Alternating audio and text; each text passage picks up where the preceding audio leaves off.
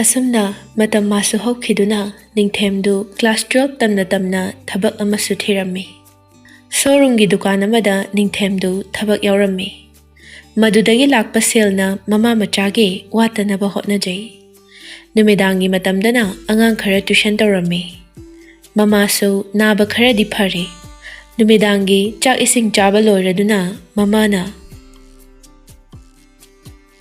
ꯑꯇꯣꯝꯕ ꯅꯪꯒꯤ ꯕꯕꯥꯅ ꯌꯨꯝꯗ ꯍꯜꯂꯛꯇ꯭ꯔꯤꯕ ꯃꯇꯝꯁꯦ ꯌꯥꯝꯅ ꯀꯨꯏꯔꯦ꯫ ꯐꯣꯟ ꯇꯧꯔꯁꯨ ꯏꯟꯊꯤ ꯅꯨꯡꯉꯥꯏꯅ ꯄꯥꯏꯔꯛꯇ꯭ꯔꯦ꯫ ꯀꯔꯤ ꯇꯧꯔꯤ ꯍꯥꯏꯕꯁꯨ ꯈꯪꯗ꯭ꯔꯦ꯫ ꯅꯣꯡꯃꯇ ꯑꯋꯥ ꯅꯨꯡꯉꯥꯏ ꯍꯪꯂꯛꯀꯅꯤ ꯀꯥꯎꯈ꯭ꯔꯦ꯫ ꯑꯗꯨꯅ ꯅꯪ ꯑꯃꯨꯛꯇ ꯆꯠꯂꯨꯁꯣꯗꯅ꯫ ꯍꯣꯏ ꯏꯃꯥ, ꯑꯩꯅꯦ ꯉꯁꯤ ꯅꯣꯡ ꯅꯤꯅꯤ ꯂꯩꯔ ꯆꯠꯂꯒꯦ꯫ ꯅꯌꯥꯝꯕ ꯑꯃ ꯂꯩꯕꯁꯤꯁꯨ ꯏꯃꯥꯒꯤ ꯋꯥ ꯀꯩꯁꯨ ꯇꯥꯔꯔꯣꯏ꯫ ꯏꯃꯥꯗꯩꯗꯤ ꯅꯨꯄꯤꯅ ꯍꯦꯟꯅ ꯂꯨꯈ꯭ꯔꯦ꯫ ꯑꯁ ꯏꯃꯥ, ꯀꯩꯁꯨ ꯈꯜꯂꯨꯅꯨꯁꯦ꯫ ꯈꯨꯊꯤꯕ ꯅꯪꯗ꯭ꯔꯦ ꯇꯧꯔꯤꯅꯦ꯫ ꯈꯨꯊꯤꯕ ꯅꯪꯂꯀꯥꯟꯗ ꯏꯃꯥꯒꯤ ꯈꯣꯡ ꯄꯥꯏꯗꯨꯅ ꯂꯥꯟꯖꯔꯦ ꯍꯥꯏꯕ ꯃꯇꯝ ꯂꯥꯛꯈꯤꯅꯤ꯫ ꯃꯇꯝꯗꯨ ꯌꯧꯗ꯭ꯔꯤꯐꯥꯎꯗꯤ ꯑꯩꯈꯣꯏ ꯇꯥꯃꯣ ꯋꯥꯈꯜ ꯇꯥꯈꯤꯔꯣꯏ꯫ ꯅꯨꯄꯥ ꯃꯥꯅ ꯋꯥꯈꯜ ꯇꯥꯗ꯭ꯔꯕꯁꯨ ꯅꯨꯄꯤ ꯃꯥꯗꯤ ꯋꯥꯈꯜ ꯇꯥꯐꯝ ꯊꯣꯛꯏꯅ꯫ ꯂꯥꯏꯔꯤꯛ ꯍꯩꯇꯕ ꯑꯝꯇꯗꯤ ꯅꯠꯇꯦꯗꯅ꯫ ꯃꯃꯥ ꯄꯨꯛꯅꯤꯡꯗ ꯌꯥꯎꯔꯛꯂꯕꯅꯤꯅ ꯐꯅ ꯁꯨꯝ ꯊꯣꯛꯅꯕ ꯑꯩꯈꯣꯏꯅ ꯍꯣꯠꯅꯔꯁꯨ ꯌꯥꯔꯣꯏ ꯏꯃꯥ꯫ ꯑꯗꯨꯗꯅꯤ ꯏꯃꯥꯅ ꯋꯥꯔꯤꯕꯁꯦ꯫ ꯍꯌꯦꯡ ꯃꯣꯏꯕꯨ ꯃꯤꯅ ꯀꯩꯁꯨ ꯎꯁꯤꯠꯂꯔꯣꯏ꯫ ꯑꯩ ꯂꯩꯔꯤꯈꯩꯗꯤ ꯈꯔꯇ ꯑꯣꯏꯁꯨ ꯐꯅꯤ꯫ ꯑꯩ ꯂꯩꯇ꯭ꯔꯕ ꯃꯇꯝꯗꯗꯤ ꯅꯆꯤꯟ ꯅꯅꯥꯎ ꯑꯅꯤꯁꯦ ꯈꯥꯏꯕꯨꯡ ꯂꯩꯍꯧꯒꯗ꯭ꯔꯥ ꯈꯟꯕꯗ ꯏꯃꯥꯁꯦ ꯁꯤꯕ ꯉꯝꯂꯣꯏꯗꯧꯔꯤ꯫ ꯑꯁ ꯀꯩꯅꯣ ꯏꯃꯥ, ꯑꯗꯨꯃꯥꯏꯅ ꯍꯥꯏꯅꯨꯕ꯫ ꯁꯤꯕ ꯀꯥꯏꯅ ꯏꯃꯥ ꯁꯤꯕ ꯌꯥꯈꯤꯔꯣꯏꯀꯣ꯫ ꯅꯆꯥꯒꯤ ꯊꯧꯔꯝ ꯌꯥꯝ ꯋꯥꯠꯂꯤꯀꯣ꯫ ꯃꯆꯥꯒꯤ ꯋꯥꯗꯨ ꯇꯥꯔꯒ ꯃꯃꯥꯗꯨ ꯃꯥꯏꯊꯣꯡꯗ ꯃꯣꯃꯣꯟ ꯅꯣꯛꯇꯨꯅ ꯍꯣꯏꯗ ꯏꯃꯥꯁꯨ ꯈꯪꯉꯤꯗ꯫ ꯑꯗꯣ ꯏꯃꯧ ꯑꯣꯏꯒꯗꯧꯔꯤꯕꯗꯨꯒ ꯋꯥꯔꯤ ꯑꯝꯇꯗꯤ ꯁꯥꯟꯅꯒꯦꯗꯅ꯫ ꯅꯤꯡꯊꯦꯝꯗꯨ ꯅꯣꯛꯐꯦꯠ ꯇꯧꯔꯒ ꯈꯨꯝꯂꯛꯏ꯫ ꯏꯃꯥ, ꯑꯩꯈꯣꯏꯗ ꯍꯌꯦꯡꯋꯥꯏ ꯅꯃꯧ ꯑꯣꯏꯗꯣꯏꯗꯣ ꯏꯀꯥꯏ ꯌꯥꯝ ꯊꯤꯕꯅꯤꯀꯣ꯫ ꯑꯗꯨꯕꯨ ꯀꯩꯗꯧꯔꯒꯦ? ꯏꯀꯥꯏ ꯊꯤꯔꯁꯨ ꯀꯣꯟꯅ ꯐꯖꯔꯛꯀꯅꯤꯗ꯫ ꯃꯃꯥ ꯃꯆꯥꯅ ꯋꯥꯔꯤ ꯁꯥꯟꯅꯔꯤꯉꯩ ꯆꯩꯔꯛ ꯑꯗꯨꯗ ꯊꯥꯗꯣꯏꯁꯨ ꯀꯣꯜ ꯇꯧꯁꯤꯜꯂꯛꯂꯝꯃꯤ꯫ ꯅꯤꯡꯊꯦꯝ ꯐꯣꯟꯗꯨ ꯄꯨꯊꯣꯛꯇꯨꯅ ꯌꯦꯡꯂꯒ ꯃꯃꯥꯗ ꯅꯣꯛꯁꯤꯜꯂꯝꯗꯨꯅ ꯍꯧꯒꯠꯇꯨꯅ ꯊꯣꯛꯈ꯭ꯔꯦ꯫ ꯍꯜꯂꯣ ꯅꯨꯡꯁꯤꯕꯤ꯫ ꯗꯥ ꯅꯤꯡꯊꯦꯝ, ꯀꯩꯗꯧꯔꯝꯃꯤꯅꯣ? ꯑꯩꯈꯣꯏ ꯃꯥ ꯋꯥꯔꯤ ꯁꯥꯟꯅꯔꯝꯕꯅꯤꯗ꯫ ꯑꯗꯣ ꯊꯥꯗꯣꯏ, ꯅꯪ ꯑꯩꯈꯣꯏ ꯃꯥꯅ ꯋꯥꯔꯤ ꯁꯥꯟꯅꯅꯤꯡꯉꯦꯅ ꯑꯗꯨꯝ ꯍꯥꯏꯔ ꯂꯩꯔꯦ꯫ ꯀꯃꯥꯏꯅ ꯇꯧꯁꯤꯒꯦ? ꯅꯪ ꯑꯩꯈꯣꯏ ꯃꯥ ꯋꯥꯔꯤ ꯑꯝꯇ ꯁꯥꯟꯅꯒꯦꯔꯥ? ꯁꯥꯕꯨꯗꯤ ꯁꯥꯅꯤꯡꯉꯦ, ꯑꯗꯣ ꯏꯀꯥꯏꯖꯩꯌꯦ꯫ ꯏꯁ, ꯀꯩꯗꯧ ꯏꯀꯥꯏꯗꯣꯏꯕ? ꯍꯣꯏ, ꯅꯪ ꯏꯝꯄꯣꯛꯅꯤꯅꯦ ꯏꯕꯦꯝꯃ꯫ ꯆꯩꯔꯛꯑꯗꯤ ꯀꯃꯥꯏ ꯇꯧꯅꯤ? ꯏꯀꯥꯏꯗꯣꯏꯁꯦ ꯗꯥ ꯅꯤꯡꯊꯦꯝ ꯅꯠꯇꯤꯌꯦ, ꯑꯩꯅꯦ꯫ ꯏꯁ, ꯀꯩꯒꯤ ꯆꯩꯗꯣꯏꯅꯣ? ꯀꯩꯁꯨ ꯆꯩꯔꯣꯏꯌꯦ꯫ ꯑꯗꯣ ꯊꯥꯗꯣꯏ, ꯏꯃꯥꯒꯤ ꯋꯥꯈꯜ ꯅꯨꯡꯉꯥꯏꯅꯕ ꯅꯪ ꯏꯃꯥꯒ ꯋꯥꯔꯤ ꯁꯥꯟꯅꯕꯤꯌꯣ꯫ ꯏꯃꯥꯅꯁꯨ ꯅꯪ ꯑꯗꯨꯝ ꯍꯥꯏꯔꯒ ꯂꯩꯔꯦꯕ꯫ ꯁꯦ ꯊꯥꯗꯣꯏ꯫ ꯍꯧꯖꯤꯛ ꯁꯥꯎ ꯍꯥꯏꯔꯣ? ꯍꯣꯏ꯫ ꯆꯩꯔꯛꯑꯗꯤ ꯑꯩꯗꯤ ꯌꯥꯔꯣꯏꯀꯣ? ꯍꯥꯏꯠ, ꯃꯁꯤꯗꯤ ꯀꯩꯁꯨ ꯆꯩꯔꯣꯏ ꯍꯥꯏꯔꯒ꯫ ꯑꯁ, ꯗꯥ ꯅꯤꯡꯊꯦꯝ, ꯃꯤꯍꯨꯜꯒꯁꯦ ꯄꯥꯏꯊꯣꯛꯈ꯭ꯔꯕ ꯈꯪꯗꯦꯗ꯫ ꯀꯩꯁꯨ ꯇꯧꯔꯣꯏꯗ, ꯑꯩꯅ ꯐꯥꯖꯟꯕꯤꯔꯒ ꯂꯣꯏꯔꯦ ꯀꯩꯅꯣ꯫ ꯑꯩ ꯏꯃꯥꯏ ꯃꯅꯥꯛ ꯆꯪꯒꯦꯀꯣ? ꯍꯣꯏ꯫ ꯅꯤꯡꯊꯦꯝ ꯃꯃꯥꯒꯤ ꯃꯅꯥꯛꯇ ꯆꯪꯂꯛꯇꯨꯅ ꯐꯃꯨꯡ ꯃꯆꯤꯗꯨꯗ ꯇꯞꯅ ꯐꯝꯊꯗꯨꯅ ꯏꯃꯥ, ꯇꯥꯕ꯭ꯔꯣ ꯏꯃꯥ? ꯀꯩꯗꯧꯔꯒꯦ ꯑꯇꯣꯝꯕ? ꯏꯃꯥ, ꯅꯃꯧꯒ ꯋꯥꯔꯤ ꯁꯥꯟꯅꯅꯤꯡꯉꯦ ꯍꯥꯏꯗꯦ? ꯍꯣꯏꯅꯦ꯫ ꯑꯗꯨꯗꯤ ꯁꯦ, ꯐꯣꯟ ꯄꯥꯏꯔꯤꯕꯅꯦ꯫ ꯑꯗꯣ ꯏꯃꯥ, ꯆꯩꯗꯤ ꯆꯩꯕꯤꯔꯨꯅꯨꯀꯣ, ꯌꯥꯝ ꯀꯞꯀꯟꯕꯅꯦꯕ꯫ ꯑꯉꯥꯎꯕꯁꯤꯗꯤ ꯀꯩꯒꯤ ꯆꯩꯗꯣꯏꯅꯣ? ꯀꯗꯥꯏ ꯐꯣꯟꯗꯣ? ꯑꯁꯤ ꯍꯥꯏꯔꯒ ꯃꯆꯥꯅꯨꯄꯥꯗꯒꯤ ꯐꯣꯟꯗꯨ ꯂꯧꯗꯨꯅ ꯍꯜꯂꯣ? ꯊꯥꯗꯣꯏꯗꯨ ꯁꯣꯔ ꯁꯥꯡꯅ ꯑꯃꯨꯛꯇꯪ ꯍꯣꯟꯇꯣꯛꯇꯨꯅ ꯇꯞꯅ ꯈꯨꯝꯂꯛꯏ꯫ ꯇꯥꯏꯌꯦ ꯃꯥ꯫ ꯃꯦꯝꯆꯥ ꯊꯥꯗꯣꯏꯅ ꯄꯥꯈꯠꯄꯗꯨ ꯈꯪꯂꯗꯨꯅ ꯅꯣꯛꯐꯦꯠ ꯇꯧꯗꯨꯅ ꯀꯩꯒꯤꯅꯣ ꯑꯗꯨꯛ ꯄꯥꯈꯠꯂꯤꯗꯨꯕꯣ? ꯏꯃꯥ ꯅꯉꯣꯟꯗ ꯀꯩꯁꯨ ꯆꯩꯔꯣꯏꯅꯦ꯫ ꯊꯥꯗꯣꯏꯗꯨ ꯏꯀꯥꯏꯕ ꯄꯥꯈꯠꯄ ꯑꯅꯤꯃꯛ ꯄꯨꯟꯁꯤꯟꯈ꯭ꯔꯦ꯫ ꯑꯗꯨꯕꯨ ꯅꯣꯛꯐꯦꯠ ꯇꯧꯅ ꯄꯥꯈꯠꯇꯕ ꯁꯥꯗꯨꯅ ꯀꯩꯁꯨ ꯄꯥꯈꯠꯇꯦꯗ꯫ ꯏꯃꯧꯕꯨ ꯆꯥꯛ ꯆꯥꯔꯕ꯭ꯔꯣ? ꯆꯥꯔꯤ ꯏꯃꯥ꯫ ꯀꯔꯤ ꯍꯦꯟꯖꯥꯡ ꯆꯥꯔꯕ? ꯆꯤꯆꯦꯅ ꯆꯝꯊꯣꯡ ꯑꯣꯏꯅ ꯊꯣꯡꯉꯤ꯫ ꯑꯣ, ꯏꯃꯥ ꯕꯕꯥꯗꯤ ꯁꯨꯅ ꯂꯩꯔꯤꯕ꯭ꯔꯥ? ꯏꯆꯤꯜ ꯏꯅꯥꯎꯅ ꯀꯌꯥ ꯁꯨꯕ? ꯂꯣꯏꯅ ꯂꯩꯔꯤꯌꯦ ꯏꯃꯥ꯫ ꯏꯆꯤꯜ ꯏꯅꯥꯎꯗꯤ 5ꯅꯦ꯫ ꯏꯃꯧꯅ ꯀꯌꯥ ꯁꯨꯕ? ꯅꯨꯄꯤ ꯀꯌꯥ? ꯅꯨꯄꯥ ꯀꯌꯥꯅꯣ? Wahang mathang hanglakpa aduda Thadoidu wakhalda khalli haide haidoklamdre. Horen ningthem da hairage khanduna masu adumak khumlai. Nupa yaudi nupi ngaktane. Aina tombi Leima. Hoida. Nupi ngakta pokpana hena phareda. Nasi hoidi mayum panakrabro. Hoima loina pankre. Oh, kay lamda panakraba. Thadoidu machesingna mayum pankhiba lamsingdu loina hairammi. Memchasu adumak tari. Loirakpada memchana. Adudi lamdi anakpa amta yaudi ne. Hoima. Kayum noibema. Moirang them Leima. Kaidorage. Kaysu tawdeda. Yek thokpra yengbane thoknadre. Ihe, aidi wari nungairi ngaida. Imaugi lamsu hangdri. Mingsu hangdri ne. Thadoidu nokfet tawna. Ima, ahido EThoi ne. Mingna Thadoi kawe. Thoi karosu yaye ima. Imaugi mingse phazai. Ima su thoi kauge. Nangbu hek pokpa ima ne khaluko. Hoi ima, khandoi ne. EThoi gi kaiwai oiduino. EThoi da manaktai ne. Adudi ngadi marang kairamlani. Hoi ima. Phare. Adudi noyani mung sanazaro. Hoi ima, ado naba khara thuna pharo. Imana habado nungai teba. Icham chamna mabukta kaishu laitana hairakpa wahaidu tabada nungairaduna memchadu nokfet tawna khumlai. Hoi. Atombada pirage ko. Phone adu ningthem da piraba tungda. Atomba ima yaiko. Hayeng tungkoina phau yahaluko. Ningthem su mamagi wahai aduda noktuna khumlai. Aina haidro ima. Asi hairam laga tholaktuna phone aduda mu onsilai. Thadoi. Imana chektraba natro. Cheraktre. Adoda ningthem imado question yam hangingo. Hangjajanu kaino. Mi khangning bai hangine. Adubudi chumeba ado jara hanglakpaduda ne khumphang khangdaba aduini. Angau bijide. Adoda ningthem. Tak piyudo majai bema. As yare to. Mi tumninga kansida. As loire. Mi ngashide mut aroibida sagatlaga romance ogi kai khalli kansida. Tumningi ye. Yare, nangi romance to matang jade. Khongbal da tawira nang romance to. Hey nuja. Kari thamoina. Adu kanbadi. Romance po khongbal da tawru so hairi sibo. Khara henmandro.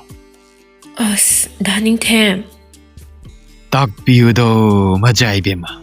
Nang na tomta ne wari saraga lehoroko. Aidi tumani. Sorry. Tumachi. I like it.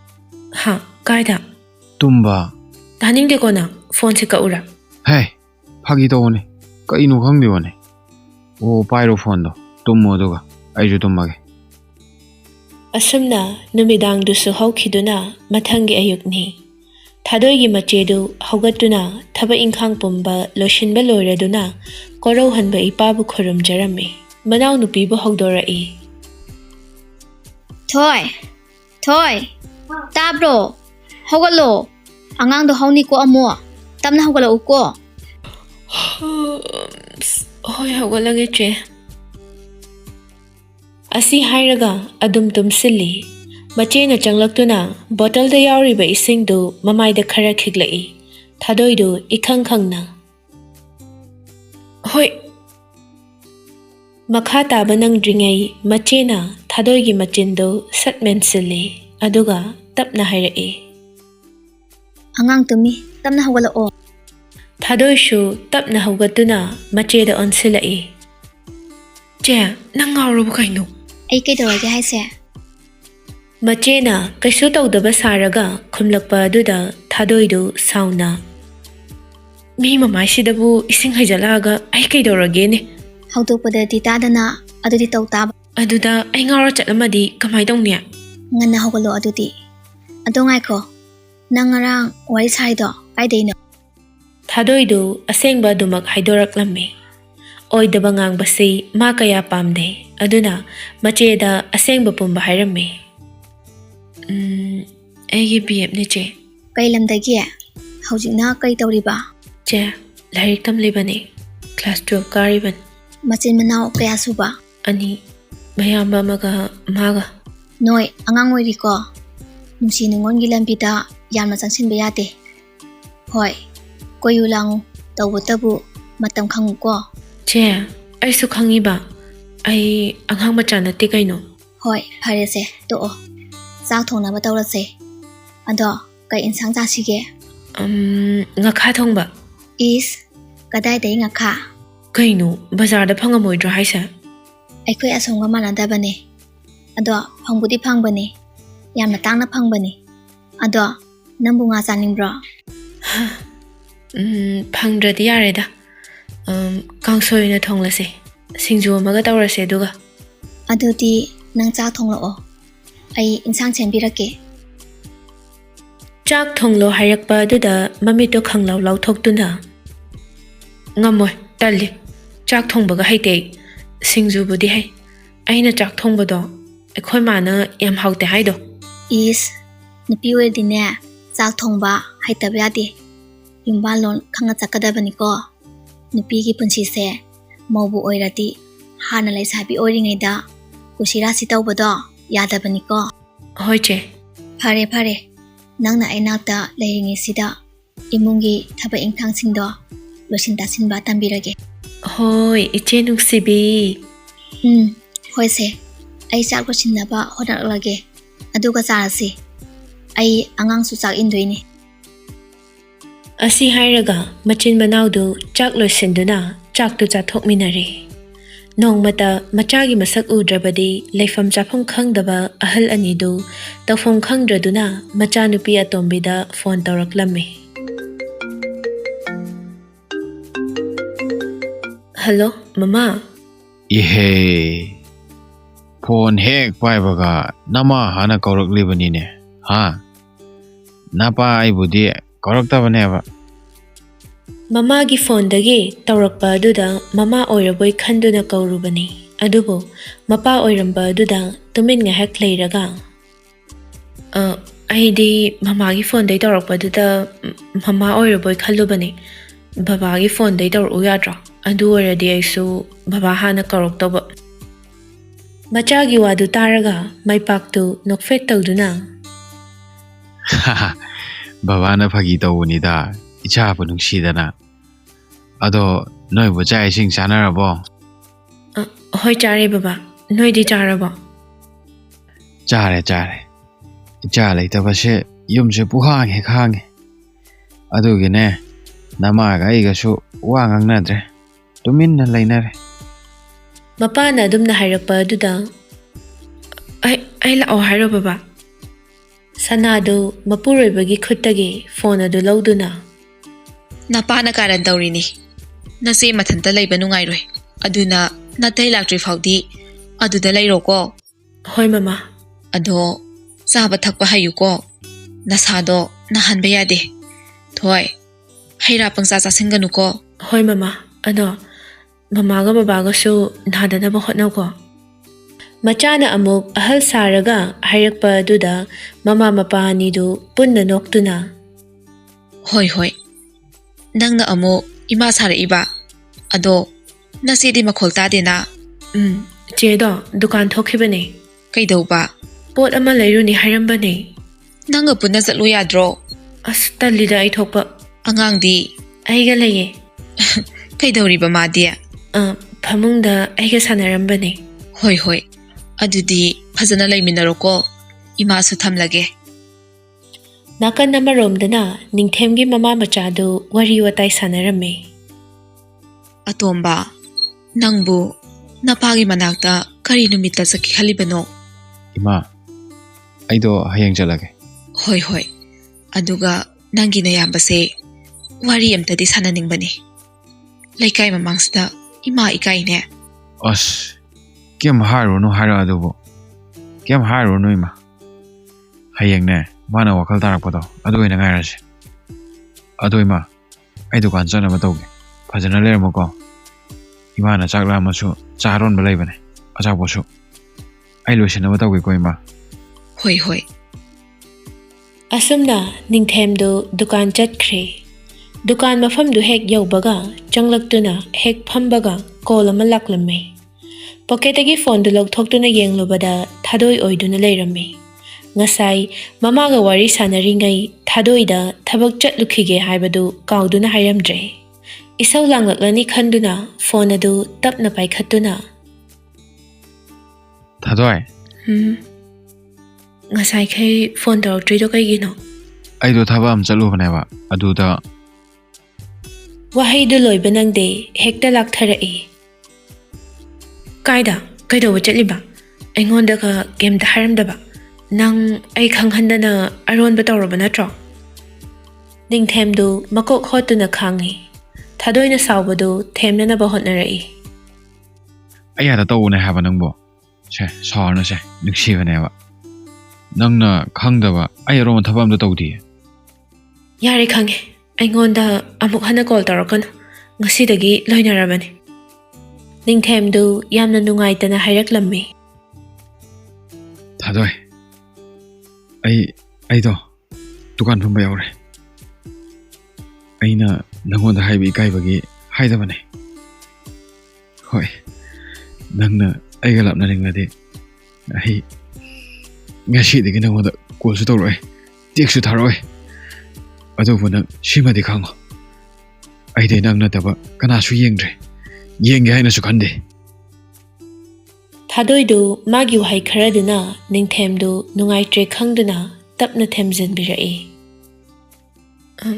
Da ningthem sauranuba ai khangdabaineba ai soikreba nahan khaidi thabak ama chatpada aingonda dum harambaduda harubani nahandagi kaisho hairaktabasida aisu khitang nungaitabagi haikibaneba da ningthem ai nangbo yam nungsi ai nanga lapnaba ngamoye harase ai thamage aingonda sauriro sauranu hairaga kari tik leidana aina nona saudoino Daningthem marau leiba wanganglido aibu warukbagira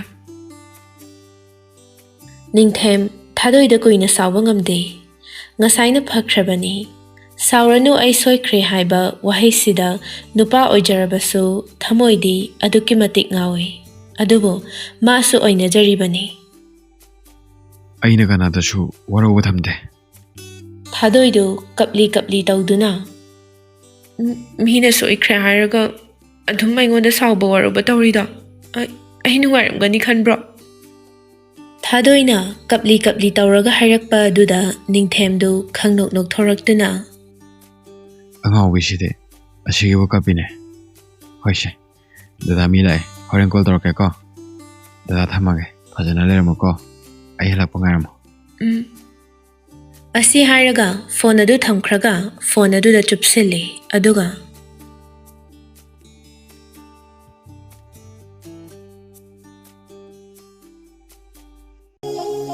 Story Collection channel asibu like share subscribe comment songsoi soidana tawbiramo soi khilan khiba yarabasu viewers khudingmak na ngakpi